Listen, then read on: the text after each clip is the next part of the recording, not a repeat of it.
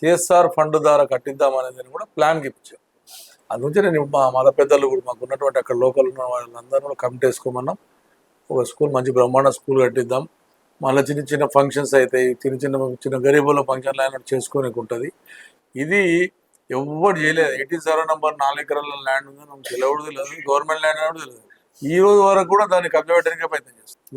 ఇంతమంది రహీం భాయ్ local leader చెప్తున్నారు, నాకు నన్ను రోజు వచ్చి సతాయిస్తూ సార్ మేము వచ్చి కలుస్తాం సార్, అది మాకు కావాలని చెప్పి ఇప్పుడు మీ ముందే చెప్పింది. అంటే కబ్జా గురయ్యేదానికి అవకాశాలు లేదు. ఎందుకు అవకాశం అంటే దానికి అఫీషియల్గా ఇచ్చేసాం. ఓకే, ఎవడని వస్తే దాని క్రిమినల్ కేసులు పెట్టుకుంటాయి.